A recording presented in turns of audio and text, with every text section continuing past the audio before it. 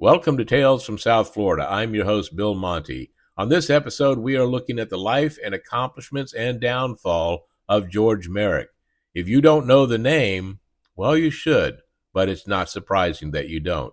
What he did in growing cities in Dade County and in creating and developing different schools and racial equality movements back in a time when that was not popular should have made his name immortal. But very few people actually know it. We're going to be looking at the life of George Edgar Merrick on this episode of Tales from South Florida. Let's take a talk down memory lane, 'cause the stories around here are just insane. Pirates World, the Sporto and Wolfies too, Palm Beach to Key West, that's where we grew. These are the tales from South Florida for you, with your host, Bill Monty.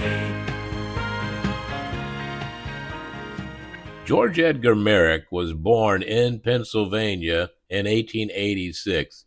His family moved to Miami in 1898 when George was just 12 years old.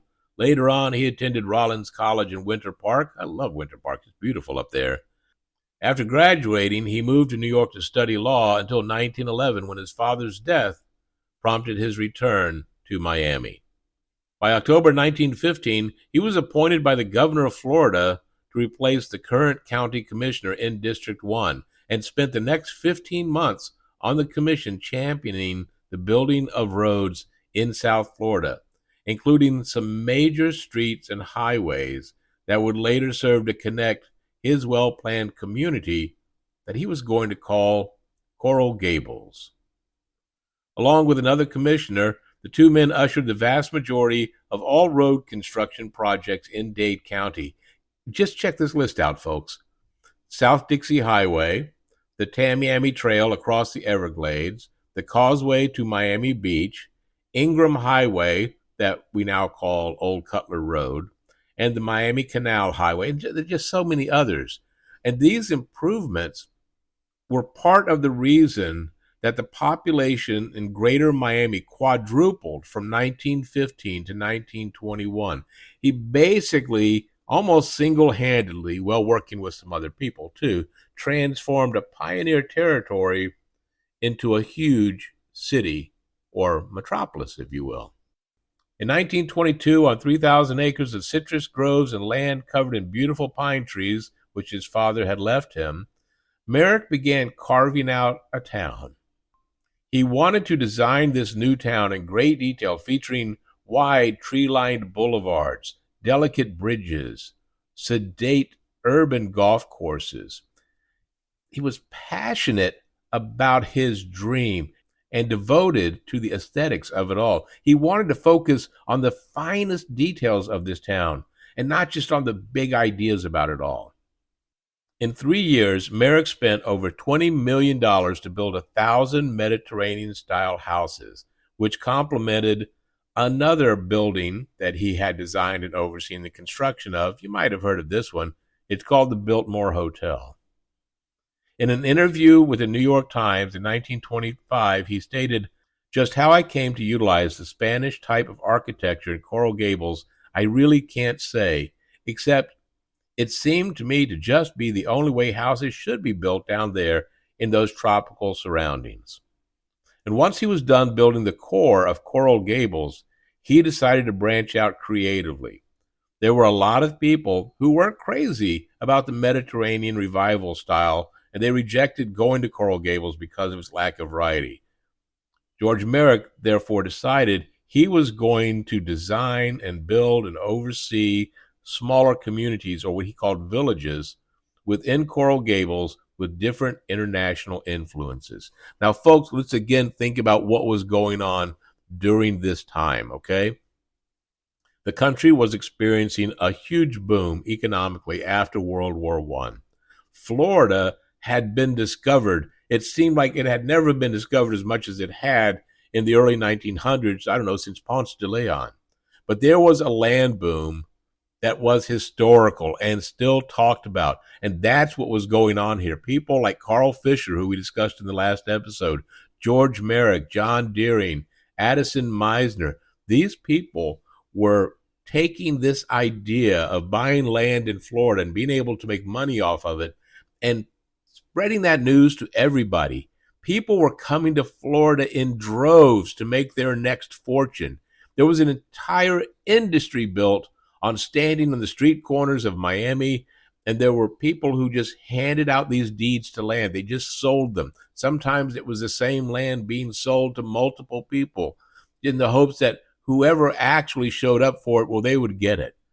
Land went from anywhere from $25 to hundreds of dollars to thousands of dollars, and the land that you bought for $50 3 weeks ago might be worth $25,000 theoretically in just a few more weeks.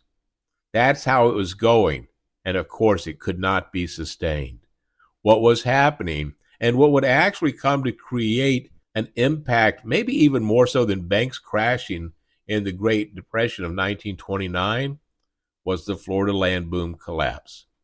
And that's what was starting to happen here.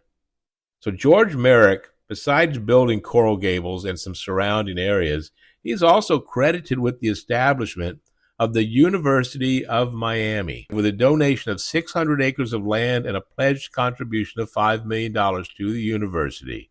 But the following year, 1926, just weeks before the start of the inaugural school year, a devastating hurricane, September 17th and 18th in 1926, which then was followed by the Great Depression in 1929, ended Merrick's dreams of further developing Coral Gables and, for the most part, the University of Miami. He fell into heavy debt. In 1928, he was asked to leave the Coral Gables Commission. He left Coral Gables and he moved to Upper Matacumbe Key, where he opened the Caribbean Club with his wife. But in 1935, the monstrous Labor Day hurricane called the Storm of the Century destroyed almost everything on the Middle Keys, including his club, which was never rebuilt. Merrick returned to Coral Gables, and get this, he only went back when he was promised he could be the postmaster for the county, and that was 2 years before his death. Merrick's former home in Coral Gables is maintained as a historic house museum. The Solomon G. Merrick Building at the University of Miami in Coral Gables was built in honor of Merrick's father, who was a congregational minister and abolitionist. So this leads to a little bit more about the story of George Merrick that becomes interesting and important. We're going to move forward in time now. In May of 2021, the University of Miami announced that the parking structure on Merrick Drive would no longer be referred to by George Merrick's name, but the Solomon G. Merrick Building, named in honor of his father, would remain. And as for the roadway, the renaming of George E. Merrick Street, well, that just went beyond the purview of the Board of Trustees.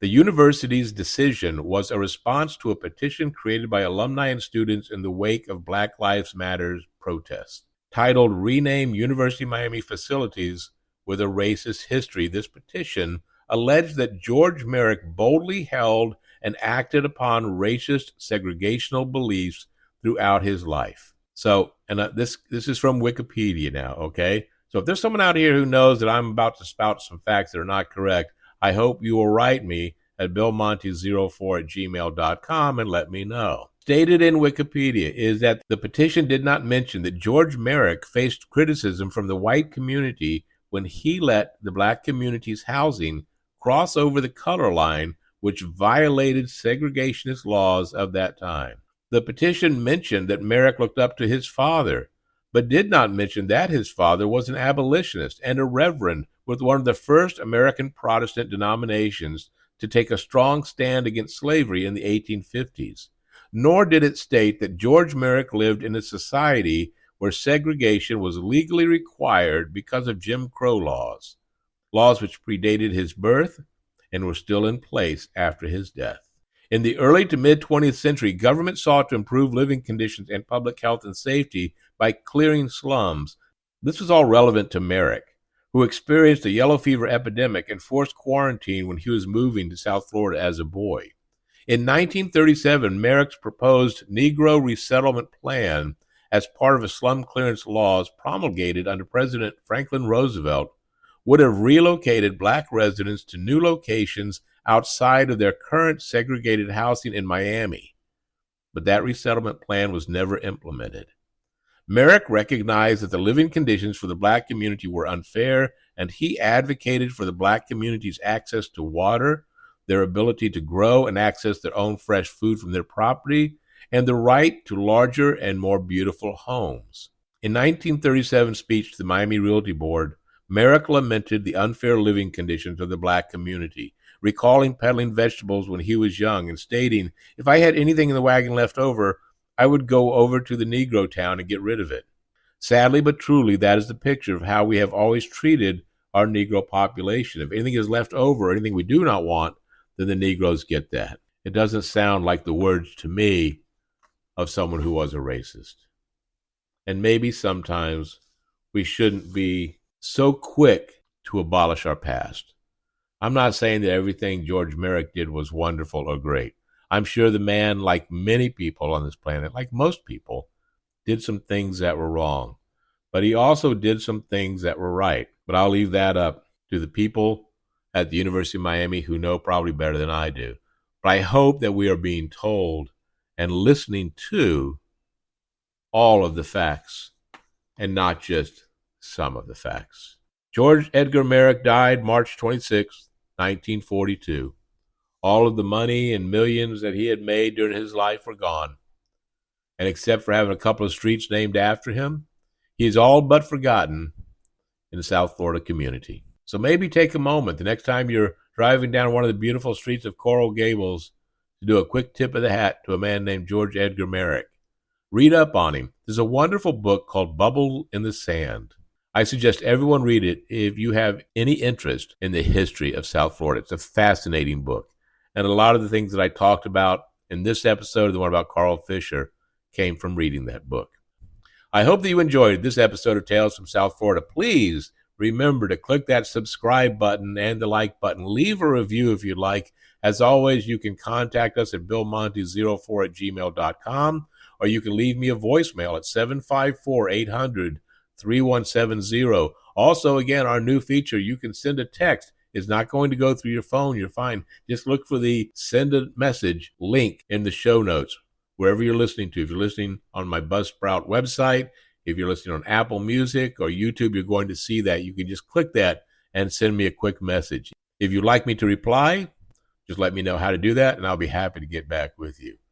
Until then, we hope to see you again in 2 weeks with another episode of Tales from South Florida. Until then, be well, and remember, be kind whenever possible, because it's always possible.